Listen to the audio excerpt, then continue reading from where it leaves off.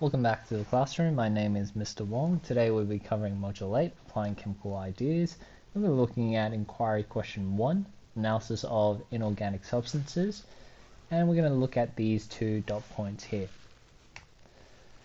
So the main focus of this lesson is to understand why it's important to monitor inorganic substances, particularly in the environment, and identify particular methods in order to investigate what type of inorganic substances do we have. Textbook reference right there. So let's firstly differentiate the difference between organic and inorganic compounds. Organic is compounds that contain carbon, usually bonded with hydrogen. Inorganic compounds don't usually contain carbon, and they don't usually contain the composition of the carbon bonding with the hydrogen. So some examples of inorganic compounds is table salt, hydrochloric acid, carbon dioxide. You can see, although it's a carbon, it's not connected to a hydrogen. We have quartz. So those are some examples there. You can also see with table salt, it has ionic properties to it. So anything that's got metals involved, metal ions involved, that's all inorganic compounds. Nothing to do with organic. So I might just put that down as well, that when we're dealing with inorganic, we're also dealing with metal ions and non-metal ions usually. Okay, so let's get to the very first dot point, and that is why do we need to monitor inorganic substances? The most important part, I guess, with the dot point is to just kind of inform you about the environmental impacts of what inorganic substances can do if it does get accumulative in a large concentration. So I guess the first one we can look at is in terms of the atmosphere pollution. We can investigate concentrations of carbon oxides, look at sulfur oxides and nitrogen oxides. Now, partly you can see here with the carbon oxides, that leads to greenhouse gas production. Carbon dioxide is a greenhouse gas, so it can lead to increased effects of what we now know as global warming, enhanced climate change. When it comes to the soil and waterways, concentrations of phosphate, if you recall from previous videos, can lead to eutrophication, algae bloom. We have calcium and magnesium ions that can lead to an issue with hard and soft water. And also we have the issue with heavy metal ions in the waterways and kind of the health impacts that are involved. So these are some of the things that we can analyze in the environment. So let's get to it. First thing, monitoring the oxides of carbon. Now, there's a couple we can look at. We can look at carbon dioxide and we can look at carbon monoxide. So if you recall the formula for carbon dioxide, it says that it contributes to the greenhouse effect. Okay, so the reason being is carbon dioxide is really good at absorbing infrared radiation. And that's the issue with it. Back in 2013, the index in measuring the amount of carbon dioxide in the atmosphere surpassed 400 parts per million.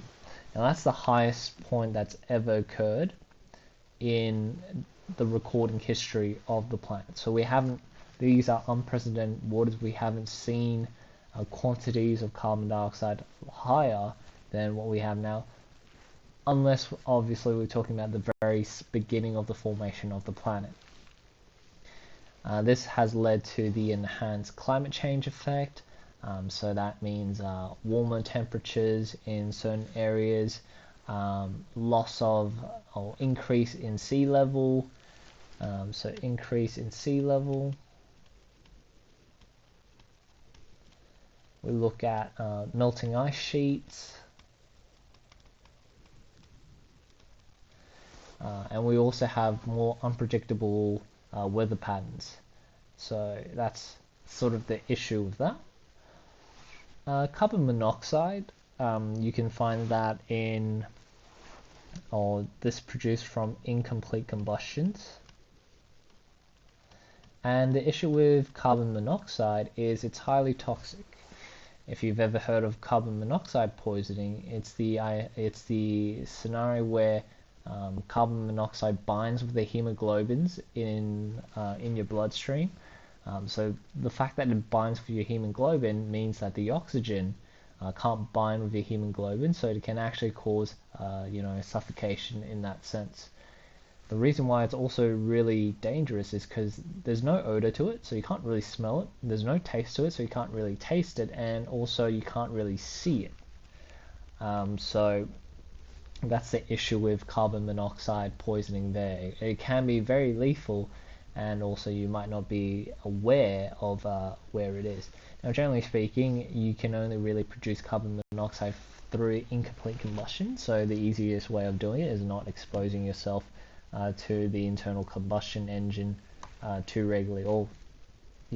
So there's that. Other examples include acid rain. So we know that when carbon reacts with water, it will generate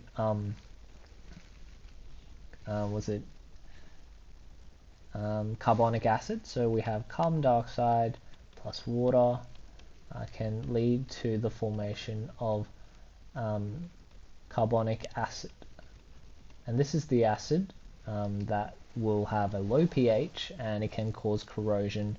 It can deplete nutrients from soil. It can also erode away monuments. We also have another one, which is ocean acidification. So in ocean acidification, we make the water more acidic. The issue with that is not so much the acid, or with this case, it's more to do with the release of hydrogen ions. Okay, so these hydrogen ions are going to try and latch on to the calcium and the carbonate components of marine life. Now, marine life, particularly shell animals, so those with shells, crustaceans, they need calcium carbonate to form their shells. Now, by having these free roaming protons, they latch on to these ions, and it actually makes it more difficult for the crustaceans to form larger shells. Next we have is monitoring sulfur oxides. Now, with the sulfur oxides, we know that if you have sulfur dioxide in the air, it reacts with water, it can create sulfuric acid. Now, when that sulfuric acid is released through precipitation, you have these free roaming protons that can cause corrosion on different monuments, and again, crustacean marine life there. So it's, it will impact the integrity of a building structure.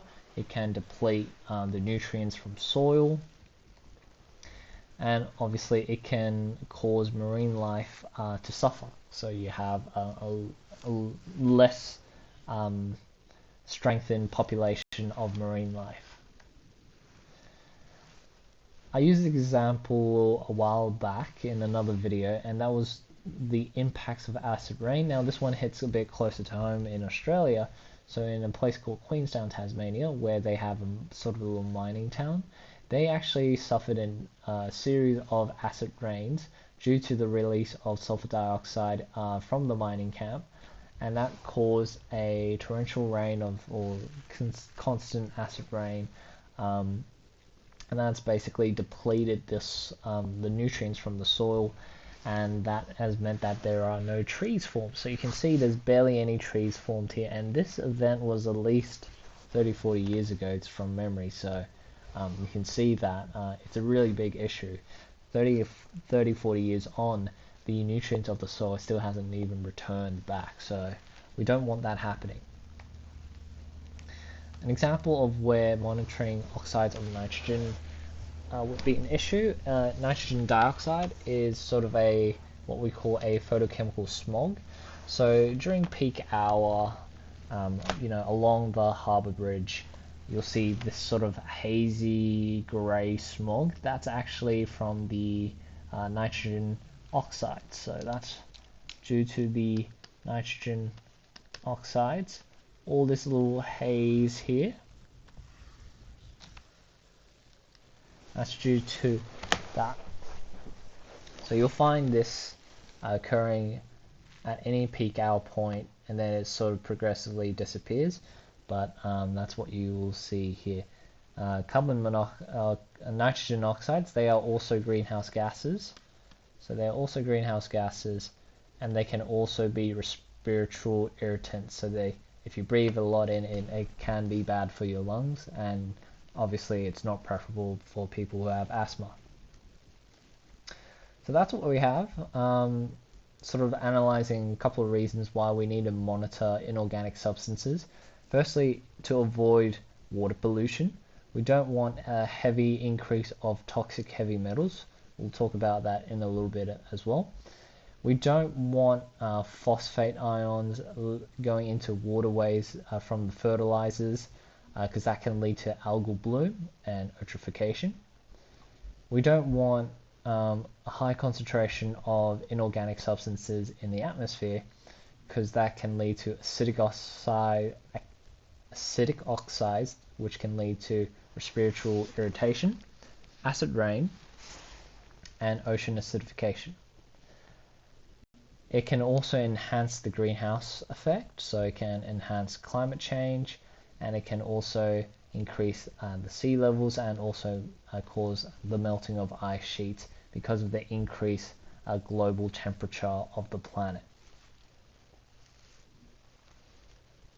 Some other reasons why we need to monitor inorganic substances. Let's compare the pair. We have soft water, hard water. Now soft water is basically close to pure water, just with some sodium ions in it. You can generate a lot of bubbles with it if you want. Hard water doesn't really form bubbles, so it's not really great if you want to create lather with soap. And it's a little bit cloudy, more so because it has a high concentration of minerals. So hard water contains a high concentration of dissolved minerals like calcium and magnesium, while soft water only contains really sodium ions. Now rainwater is usually considered soft. Soft water actually tastes more salty, obviously because of the sodium. And it's not suitable for drinking because there's no minerals involved. But it's great for washing, great for cleaning, because it allows for lather of soap to form nicely. Hard water though is more preferred for drinking water, so obviously because it has a high concentration of minerals, but it can lead to pipes getting clogged because the minerals can crystallize and form deposits. And it is also a lot harsher on the skin, which can cause dryness and itchiness in your skin if exposed for a prolonged period of time. We can also look at phosphates. So we know the phosphorus cycle. Phosphorus is a really important element because it is one of the ones that give nutrients to plants. You can find phosphorus naturally in the environment. However, one of the processes we've done to increase the production of phosphorus is fertilizers. So remember the Haber process with ammonia that binds with the phosphates, and we can use that as fertilizers. And there are some issues with that. And the issues with that, with fertilizers and older detergents, is the high concentrations of phosphates can lead to an algal bloom. So algae actually reproduces a lot faster when we've found with river systems that have a high concentration of phosphates. So if not controlled properly in agricultural land where a lot of fertilizer is used, you can find that the waterways will have a high rate of algal bloom. And consequently, we get a thing called eutrophication. And now eutrophication is a process in which the waterways So the waterways have a 0% concentration of oxygen dissolved into it. And you can actually see that in this diagram here. Once we get algal bloom, you might even start seeing the marine life in the system begin to die because there's actually no dissolved oxygen for them to use to breathe. And then we talked about the heavy metal ions. Now, in terms of heavy metals, these are the specific types we're talking about from the periodic table. Now, heavy metals is known to be what we call a neurotoxin. So high accumulations of a neurotoxin can lead to nerve dysfunctionality, retardation, those kind of things there. What we know is from big industries and mining, they can lead to a leakage of all these heavy metals into waterways. Now, this is sort of the reason why they tell you not to eat a lot of, or not in great quantity, deep ocean fish, or so the saying goes. It's because heavy metals can be accumulative. So once you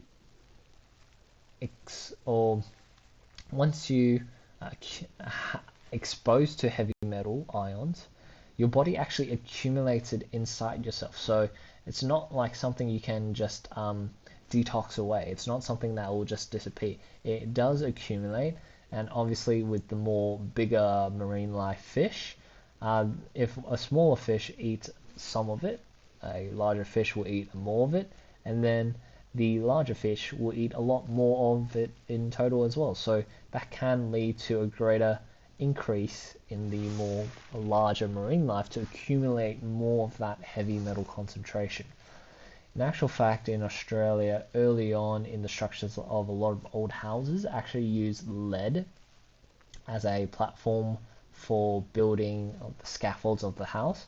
Now we know that lead poisoning is an issue with the heavy metals. Again, it causes neural damage and mental retardation. So thank God, a lot of houses now don't use lead as a scaffold. But back in the day, because they didn't know any better, that was the metal of choice.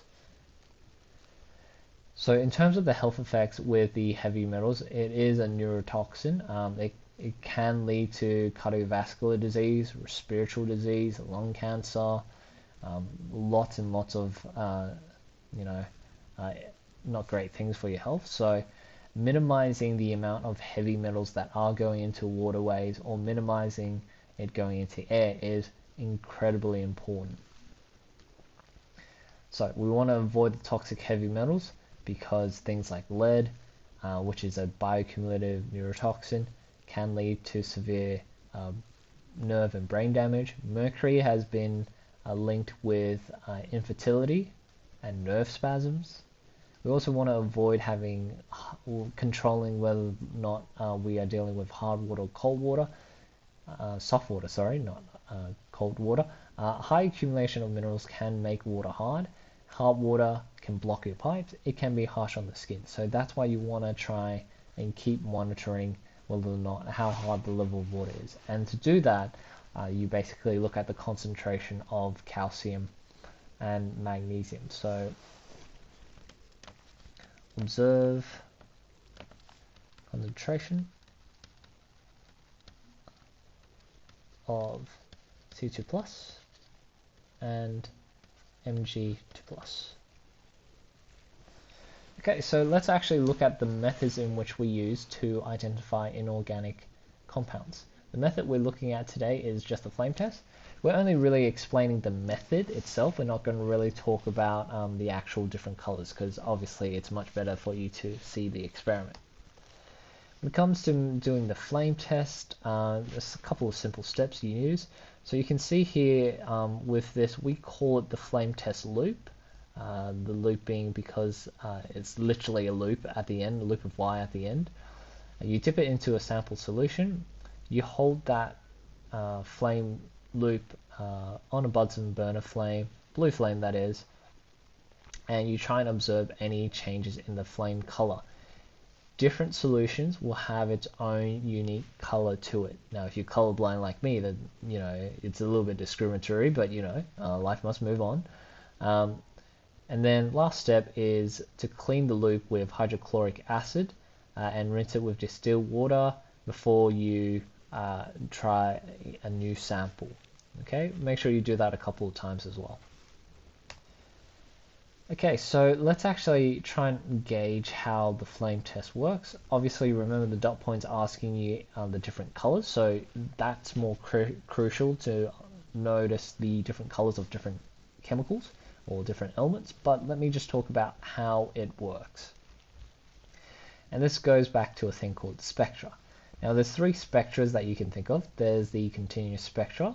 The continuous spectra is basically something that radiates all colors of the rainbow. So all colors of the rainbow.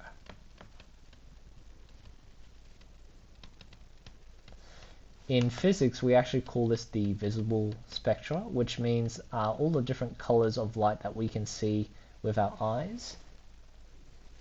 Emphasis on the fact that we can see it. We have emission lines or emission spectra, and that is caused, as you can see by this, that's actually caused by transitions of electrons in the shells. And also we have absorption lines, which are caused by transitions of electrons in the shells. These two obviously behave slightly differently to each other, so we will get into explaining how that works. But first we must give due credit to the guy who came up with the idea, and the name is Niels Bohr. Now, if you did a bit of physics, you would know him because he's the guy that came up with the idea that inside an atom you'll have electron shells, and the electron shells will have a discrete energy. So electron shells have discrete energy levels.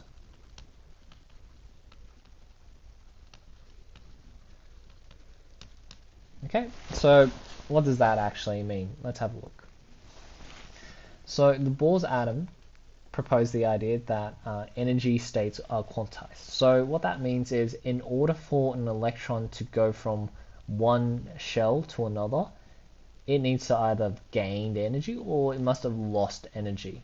Okay, so energy must be absorbed or emitted to match the energy gap. So let's say this is the energy gap here. Okay, if you have an electron, it needs to gain some energy to get up here. If an electron is up here and is coming down, it needs to release energy. So what we know is the energy tends to be low near the center of the atom, and it tends to be a lot higher near the top of the near the further away energy shells. These transitions are quantized, so the specific energy gaps we see will lead to specific colors of light. Okay, so we might write that down. So larger transitions will result in more energetic photons. Photons are just light being absorbed or emitted. So that explains how we get these unique colors, because of these different changes in the electron transitions. Okay, now what we identify with the visible spectra is anything that goes from whatever energy shell, so energy shell, let's say infinity, going down to energy shell 2, that will give you anything in the visible spectra. So for certain chemicals where you can see the colored light, that matches that energy transition. So that doesn't indicate all of them will give that transition, but for those that can, it'll give you that. So with emission spectra, which is what we see with flame test, it is the migration of an electron from a higher energy level to a lower energy level. In that process, a photon in the form of visible light is released with energy at the exact same part as the energy gaps of the electron shell. So that's what we have. So the energy is the difference between the energy shells of the electrons. Now each chemical will have its own unique electron transitions. You can see with hydrogen here, mercury here, and neon here. So what that means is, depending on which chemical I have, if I excite it with a flame and cause it to relax, so it's coming back down, then we can find the unique characteristics of the chemical we're dealing with. Okay? Each chemical will have its own unique color. The way the color is dictated will depend on what transitions are occurring in that chemical. So that kind of explains it there. Now, for your own understanding, you will need to remember the different patterns of the flame test colors. So this is a lovely little chart someone made for me years and years ago. Not years ago, but she made it, and it's a really nice little chart that you have here, all the different colors. Many thanks to that person. And we can see that it will give you different flame colors. So it's to your understanding in the syllabus to remember what the colors are. You don't need to remember how the flame test works in terms of the color spectra, but you will need to remember the colors that are produced by these different chemicals. So that's critical. Alright, so that concludes what we're talking about in today's lesson. Thank you for joining me. Hopefully by the end of this lesson you've understood why it is important to analyze different chemical or inorganic substances in the environment, and also techniques like a flame test and how that can help us identify particular chemical compounds, specifically ionic compounds. Alright, please watch the video if you need additional reviews. If not, give it a like, give some support, and catch you next time. Have a good day.